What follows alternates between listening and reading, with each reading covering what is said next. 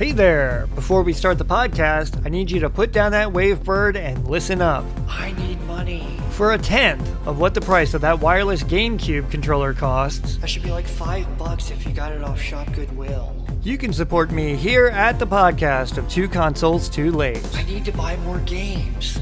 Your support gets bonus content like additional episodes, Discord server access, typewriter manifestos, and personal shoutouts on the airwaves. I actually have a typewriter. So I've decided to make the Patreon free, so all those bonus podcasts and typewriter manifestos, you can have them for free. But if you do support this podcast monetarily, I still will send you a signed postcard, a signed trading card, a Miracle of Save States magnet, and a shout out on the airwaves. Anyway, let's get back to the podcast.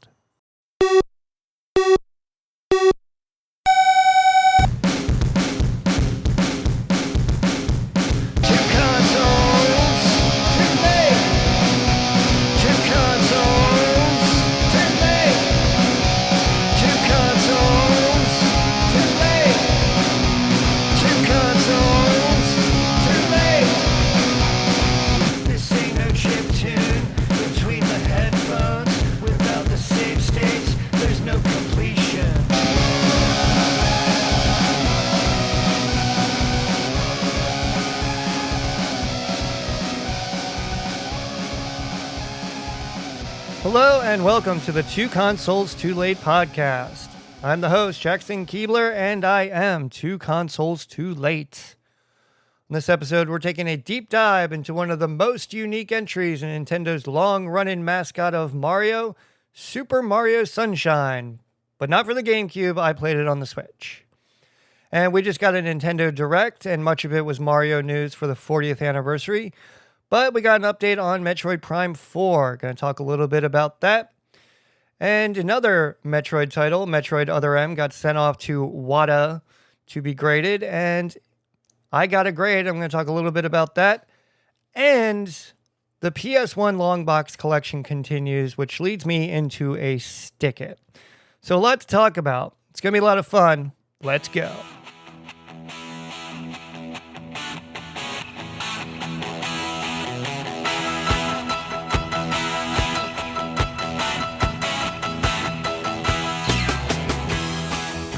Ride, Samus, ride! Take to the open road! So I'm probably going to get dinged for copyright infringement, as I should, because that little ditty is China Grove by the Doobie Brothers. And if you know, you know. My mother was a huge Doobie Brothers fan. I am a huge Doobie Brothers fan. And when I saw that Samus was riding a motorcycle, that little theme sort of came to mind, because it strikes me as a motorcycle road tripping song. But that all being said, at the Nintendo Direct, Samus is riding a motorcycle, and the internet went ablaze with its ire and frustration. Why is Samus on a motorcycle? What is this? What is Nintendo doing? This game's gonna suck.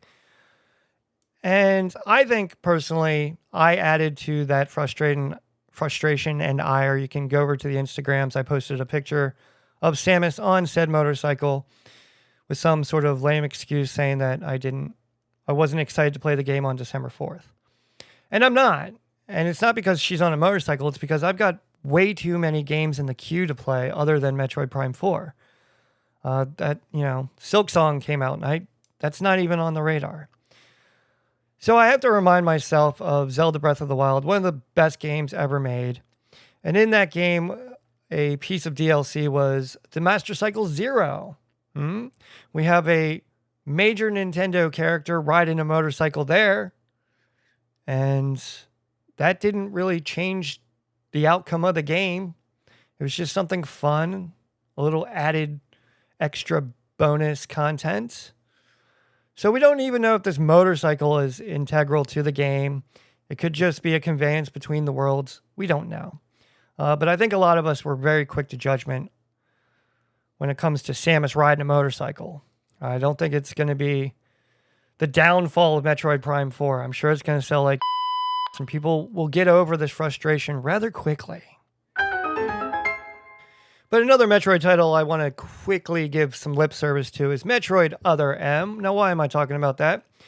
because I sent my copy of Metroid Other M to Wada Games to get graded, and it got graded. And it got a grade of 9.6 A+.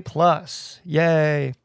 I'm not selling this copy. It's purely, once again, for my non-existent shelf collection.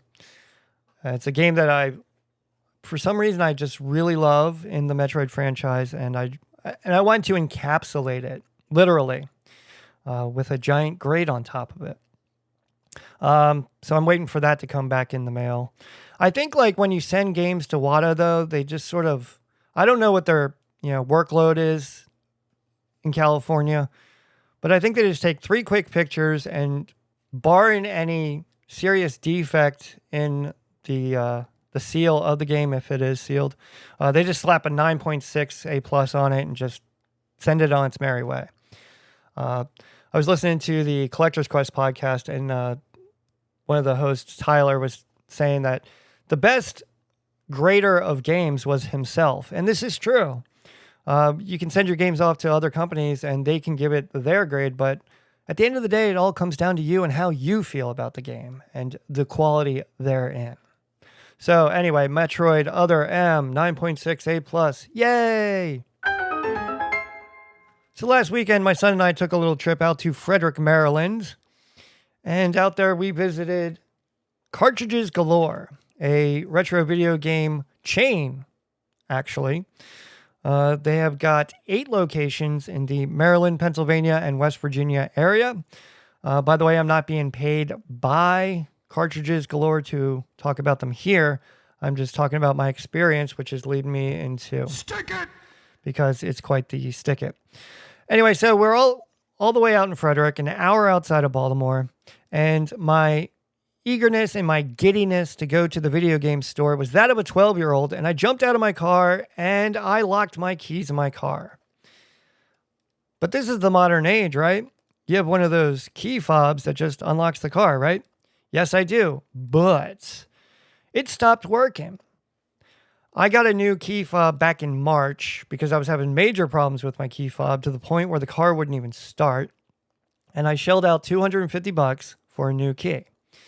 And that was back in March, and I thought, okay, boom, got that taken care of. Well, here it is now, September, and my key has stopped working again. And to everyone I tell this story to, they're like, did you replace the battery? Stick it! Of course I replaced the battery. That's the first thing I do.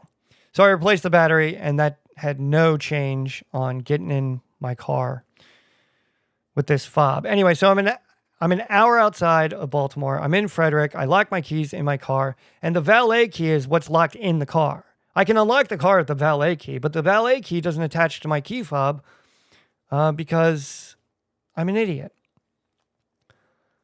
So I go into the retro video game store, and they're busy as hell on a Saturday morning, as they should be, which is good for the hobby. And I asked the guy behind the counter, he's like, hey man, do you have a screwdriver? Because I got to mess around with my key fob. He gives me a screwdriver. I mess around with the key, and boom, the car unlocks, and we're back in the car. Crisis averted. So my son and I went to Longhorn Steakhouse, had a wonderful lunch. And then I decided, you know what? This guy's really helped me out. I feel like I should get something from the store. So we go back to Catridges Galore, and on the shelf, they've got 4 PS1 long box games. They had a couple behind a glass case, but those are like the premium ones. I don't remember what games they were. But on the shelf, they had 4 games, and my experience with PS1 long box games at retro video game stores hasn't been quite positive because most of the time they are not in good condition. But they did have a copy of NBA Shootout, which was in great condition. It was complete in box, and it was only $12.31. So as a thanks to Catridges Galore and helping me out in a pinch, I bought a PS1 long box game to add to my collection, my growing collection of 6 or 7 games. And I just picked up a copy of the Raiden Project from Shop Goodwill. I paid $40 for that, so I'm quite pleased because Price Chart has that game at $80. But I haven't updated my spreadsheet to see how much I've spent so far on just 6 or 7 games. I'm pretty sure it's north of $200. So my initial estimate of collecting long box games being around $6,000, I think is quite true. But this all leads me to Stick It. All right, Stick It number 1 is going to myself for being such a dumbass and locking myself out of the car. Stick it! But my Stick It's also going to the guy that I purchased my new, quote unquote, new key fob from. To have the thing fail less than a year later is rather disappointing. So Stick it! Stick it to you. It could be just something wrong with the car. It could be the Bluetooth antenna. I don't know. But the whole situation was pure Jackson, pure 2 consoles too late, and I had to share it here on the podcast. As we saw in much of the Nintendo Direct on September 12th, much of the Direct was devoted to the 40th anniversary of Mario. And I had no idea that it was the 40th anniversary. But it has been 40 years, 1985, the release of Super Mario Brothers. But Mario was a character before all that, so I'm kind of curious how that all plays out. But I don't want to get into any of that. So the fact that I was playing a Mario game around the 40th anniversary was pure coincidence, pure serendipity. This was not planned. If you listen to the last episode, I played Shadow Man, a very dark and brooding game, and I wanted something completely the opposite of that. I wanted something bright and fun, and I wanted to play Mario 64.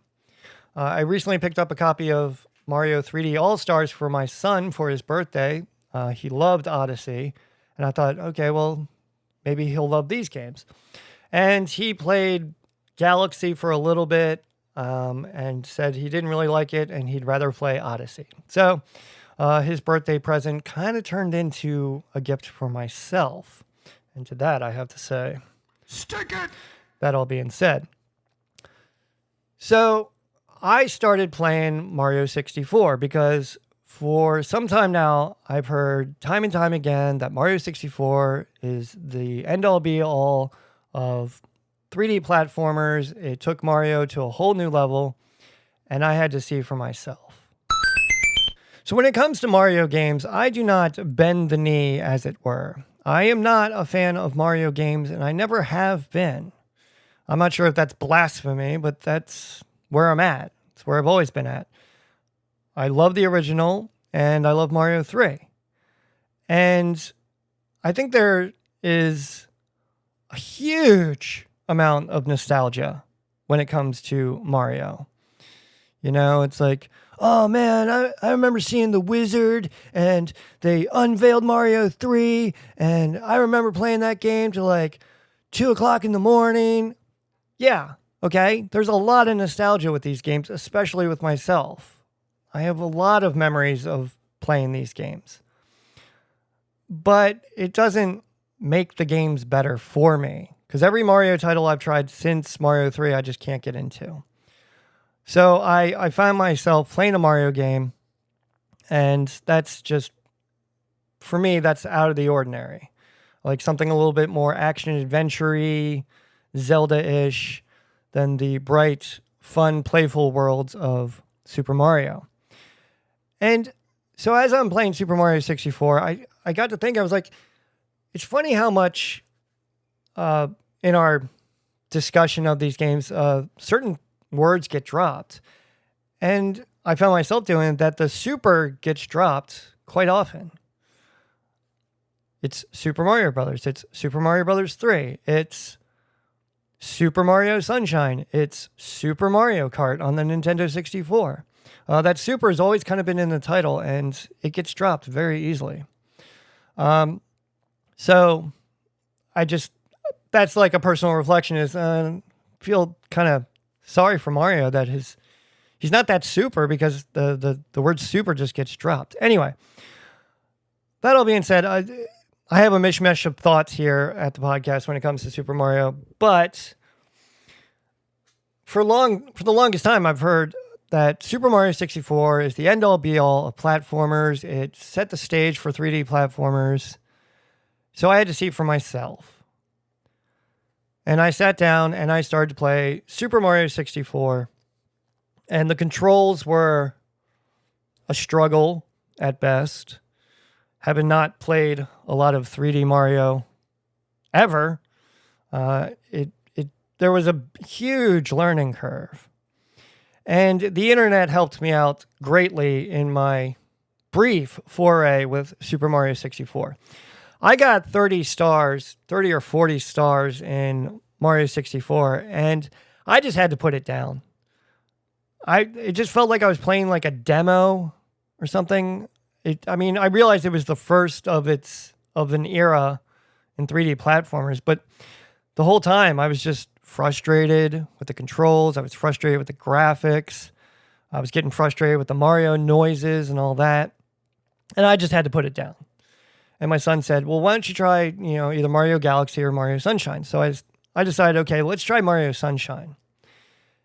And my experience improved greatly playing Mario Sunshine. On the last episode of the podcast, I played Shadow Man. And I wanted something completely different. So I did a complete 180. And it's actually in the titles of the games. There's Shadow Man, Darkness, and then Mario Sunshine, which is bright and fun and cheery.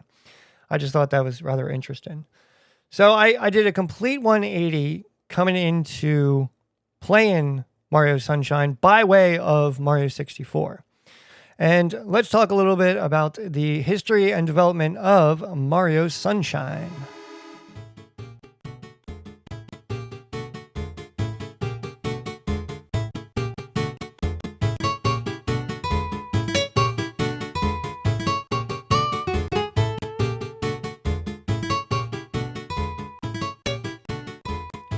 Mario Sunshine was released in 2002 on the Nintendo GameCube, and it was the big follow-up to Super Mario 64.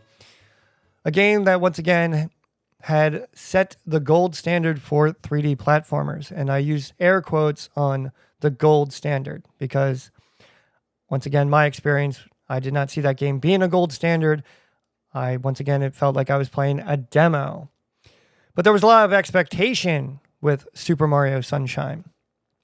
And fans wanted to see how Nintendo would push the genre forward. And what they delivered was what Nintendo does. They delivered something rather different. The development of Super Mario Sunshine began right after the release of Mario 64. And it was led by none other than Shigeru Miyamoto and directed by Yoshiaki Koizumi. Once again, probably mispronouncing that Koizumi. Maybe I got it right. I don't know. Anyway, so they wanted to create a new Mario adventure that would take advantage of the GameCube's hardware. So one of the early ideas was to equip Mario with a backpack-like device, which later became known as FLUDD, F-L-U-D-D, the Flash Liquidizer Ultra Dowsing device. Only Nintendo and only Mario could have something so ridiculous as that. It's a water spraying tool that would completely reshape how Mario moved, jumped, and interacted within the world of Delfino Plaza and therein. Mario Sunshine, once again, I just dropped the super, Told you. Super Mario Sunshine was a major release for the GameCube, a console that was struggling to compete against the likes of the Sony PlayStation 2. Unlike most Mario games, Super Mario Sunshine puts a heavier emphasis on story. Mario, Peach, and Toadsworth arrive on Isle Delfino for a vacation, but things go quickly wrong. They find that graffiti covers the island, pollution spreads, and a mysterious figure known as Shadow Mario has been spotted. Shadow Mario. I think they took a page from Dark Link. That was my immediate reaction. That the graphics or the character of Dark Link from Ocarina could be used in Super Mario Sunshine. And it was done quite well, if I must say so. So what's the twist? Mario is falsely accused of being the culprit of this graffiti and put on trial. And instead of enjoying his vacation on Isle Delfino, Mario is sentenced to clean up Isle Delfino with the help of FLUDD, the Flash Liquidizer Ultra Dowsing device. But the island itself, that is the real star of the game. You can see where it's inspired by Mediterranean locales like Italy and Greece. Isle Delfino is alive with culture, atmosphere, and detail. As I was playing it, I kind of wondered if the developers did what they did with Vagrant Story. The developers of Vagrant Story went to wine-growing regions of Italy, and their experience sort of informed the setting of Vagrant Story. So as I'm playing, I was wondering like if Shigeru Miyamoto and the boys went over to Italy and Greece and had a vacation on the company dime, as it were. But Isle Delfino is not a series of disconnected levels. It's a cohesive world, and Delfino Plaza serves as the central hub. So at the core of Super Mario Sunshine is the flood device, and I'm not going to say what it is again. There's going to be a quiz later, all right? The flash liquidizing ultra dousing device or something like that. I think I already just failed my quiz. Anyway, so at the core of Sunshine is this flood device, and it completely changed Mario's movesets. You can use the flood device to hover, you can rocket upwards, you can spray water, and you use it to clean up sludge and reveal secrets throughout the game. This added a layer of precision and creativity to the platforming that Super Mario 64 just simply didn't have, and I think Super Mario Sunshine is way better for it. An example from my gameplay was there was a blue coin. I think it was in like some harbor. So you actually had to think, okay, how am I going to get on top of this tower? And to get this blue coin, you had to have the rocket flood device, the one that shoots you straight up. So when you use the rocket flood device, you would only go so high, and the blue coin, you just couldn't get it.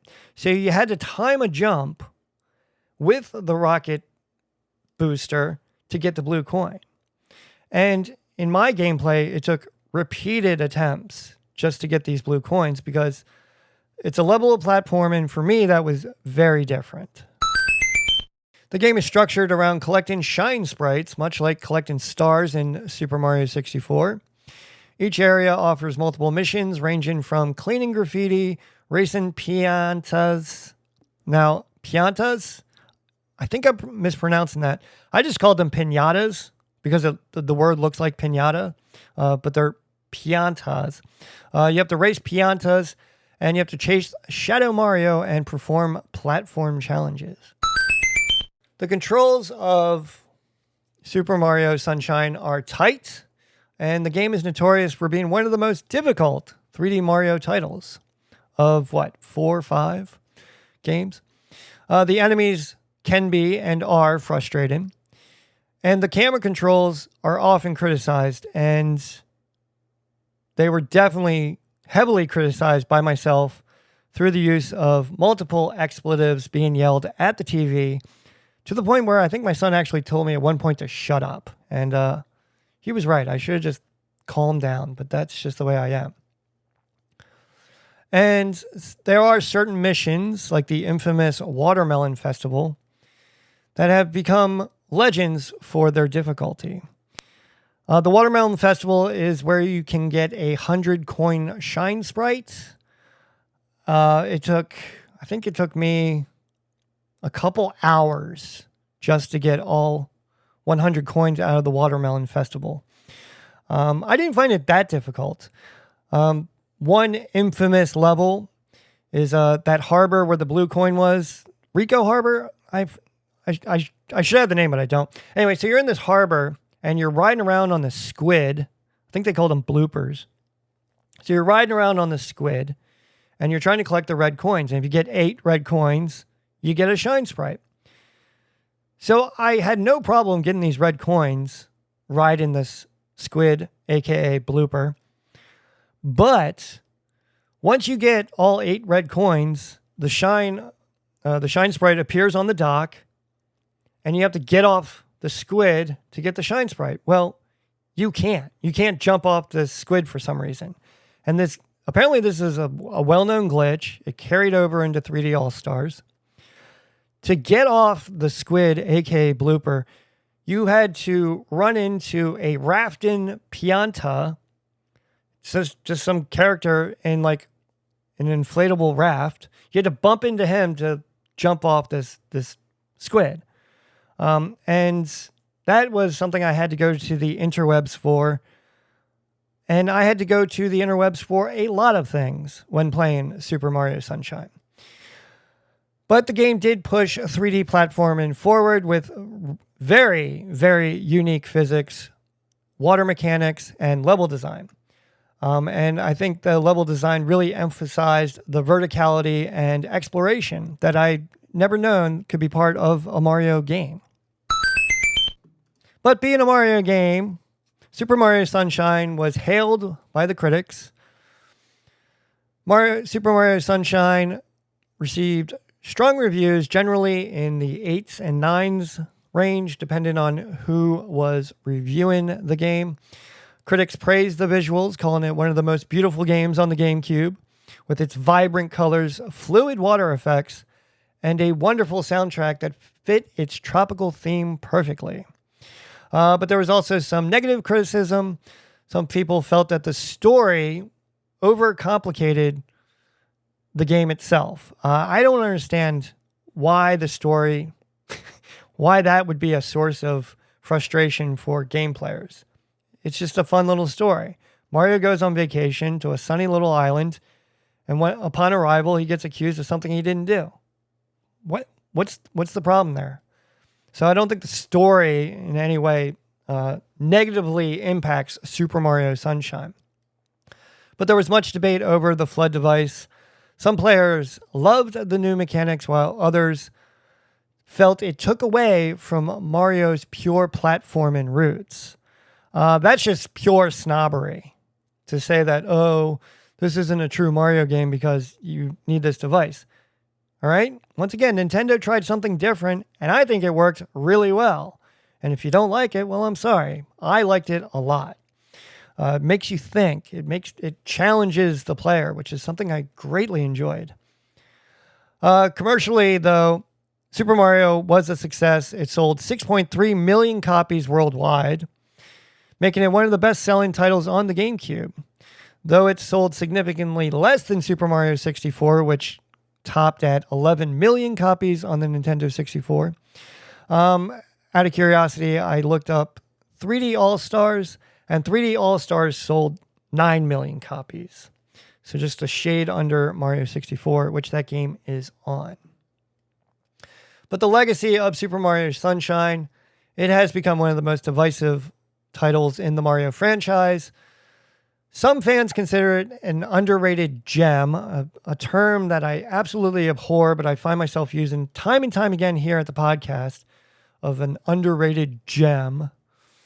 I'm not sure if that's AI or what, but some others see it as the black sheep of the series. Nintendo itself was cautious with the game, while many elements like Flood never returned in future Mario titles. Isle Delfino and its characters occasionally popped up in spin-offs like Mario Kart and Super Smash Bros. When I was playing, the minute I arrived in Delfino Plaza, I was like, this is from something in Mario Kart. And I asked my son, I said, is Delfino Plaza in Mario Kart 8? He said, no. But apparently it's in Mario Kart Wii. It's just a very distinctive, memorable environment that you just simply cannot forget. And once again, it's sort of styled on this sort of Mediterranean atmospheres. Once again, in 2020, the game was released on the 3D All-Stars collection for the Nintendo Switch, which is where I played it. I did not play the Nintendo GameCube version. The re-release brought the game to a new generation, though fans were quick to point out that it was essentially an upscale with few improvements. Once again, the snobbery surrounding the Mario franchise is simply ridiculous. I mean, the snobbery within gaming is ridiculous. And to that, I just have to say, stick it! There are speedrun records for Super Mario Sunshine. The speedrun record in any percent is 1 hour and 12 minutes, and the speedrun record for all 120 shines was 2 hours and 51 minutes. I did not get 100% completion, and I might go back and try to get all 120 shines, but I think I've had enough Super Mario Sunshine. But I finished the game with 80 shines. So just about 75%. So I'm quite pleased with my results therein. But copies of Super Mario Sunshine for the GameCube are readily available. Once again, I did not play on the GameCube. I would like to try it on the GameCube to see how different it is on the GameCube. But I think my Mario Adventure on the Switch was more than enough. But you can get copies of Mario Sunshine, and we're going to take a look over at Shop Goodwill and see what's available on auction alerts. Auction alert. So first we have to establish a baseline, as it were, for what a copy of Super Mario Sunshine costs. So we head on over to good old price charting. And a copy of Super Mario Sunshine for the GameCube, complete in box, is $35.17. And a loose copy they have at $27.91. There is a variant, the Player's Choice variant. There's a bit of a price jump of about $1 when it comes to the Player's Choice version, which I think is kind of strange considering that a Player's Choice version costs more than the original black box label, what have you. But then under Super Mario Sunshine on price chart, there's the Super Mario Sunshine Super Pack.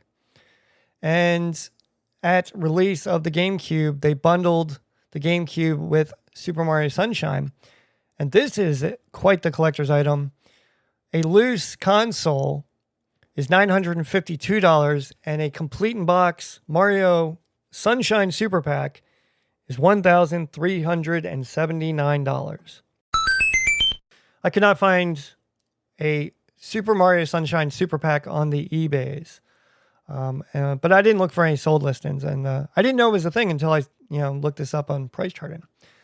But Super Mario Sunshine is a common game. You can easily find it on the Shop Goodwills. Just type in Mario Sunshine, and numerous options come up. Way too many to talk about. I'll just talk about a couple. One, Shop Goodwill has a complete in box copy. It's the Player's Choice. Right now, with 7 hours and 50 minutes left on that auction with 3 bids, it's up to $24. The game sometimes gets bundled with other GameCube games. There's a lot of 5 games with Mario Sunshine. Once again, the Player's Choice version. And that's up to $17 with 8 hours left on that auction. The Mario Sunshine Strategy Guide, there's a list in that it's been bundled with other strategy guides. And that's up to $14 with 1 day and 8 hours left on the auction. And I'm not seeing any loose copies available right now. Oh, yes, there is one. Sorry. Super Mario Sunshine for Nintendo GameCube loose with 4 days, 9 hours left on the auction. That's up to $14.99. So once again, Super Mario Sunshine, super common, easily had. And sold listings are right where price charting, of course, has it. Once again, way too many listings to talk about. Super Mario Sunshine.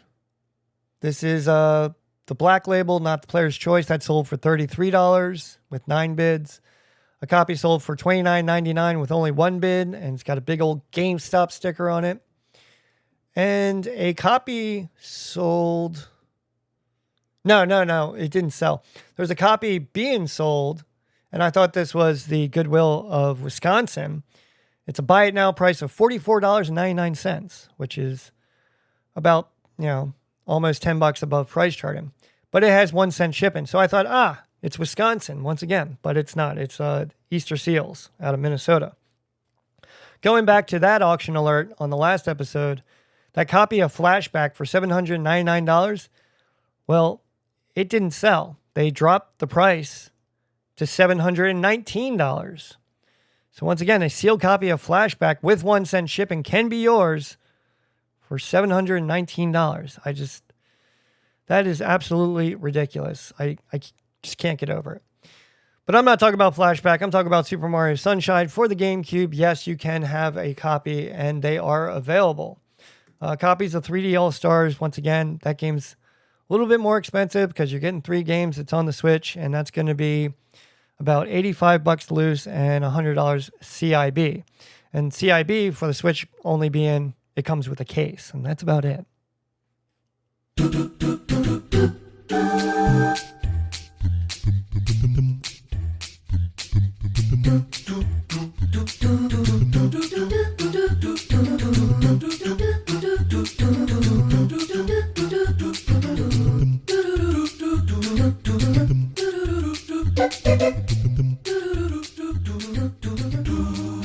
All right, so we're getting a little long in the tooth, so I'm going to wrap it up here. But that little ditty was a variation on the Mario theme that plays during every level has this 3D platforming challenge that just kicked my ass every time.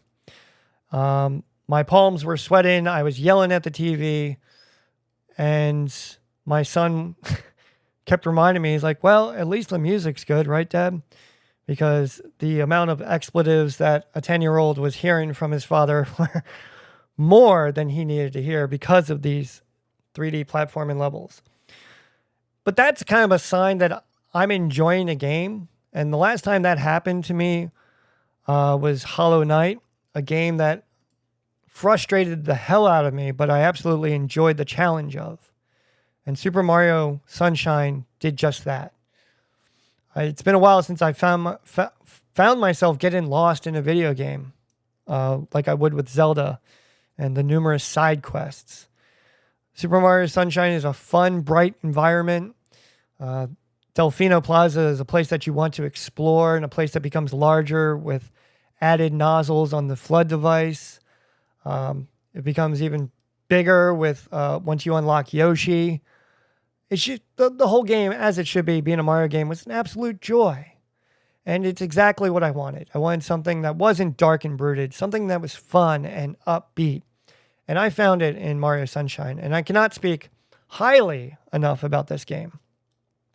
But that being said, it's definitely opened up playing Super Mario Galaxy, which has just been that's being released on the Switch. It's being paired with Galaxy 1 and 2 are being released on the Switch for, I think it was $70 they announced at the Nintendo Direct. So that game's on the radar. As I was playing it, my son kept reminding me that Odyssey was the better game, and that was the one that he preferred. And I have played Odyssey, and now that I've guess honed my chops, as it were, on Mario Sunshine, I think Mario Odyssey will become a little bit easier. But I can see now how much of Odyssey is coming from games like Mario 64 and Sunshine. Odyssey just simply wouldn't exist without this game.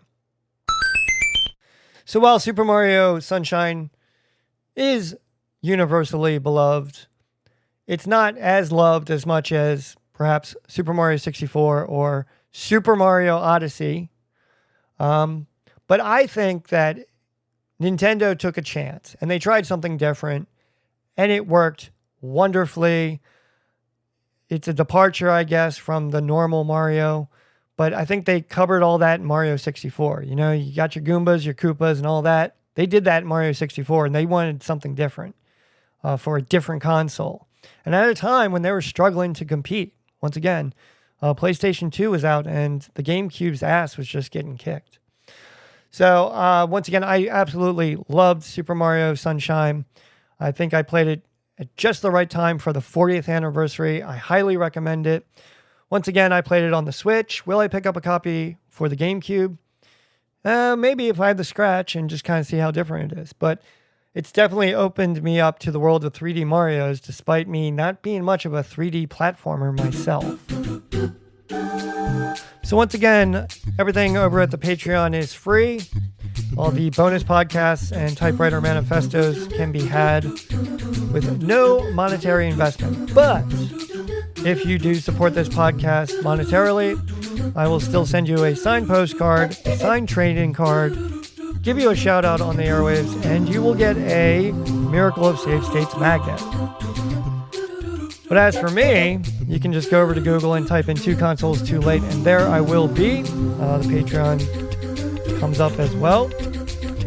Thank you for listening. Stay tuned for further episodes, and as always, have a good one. I love you. Be kind to each other, and goodbye.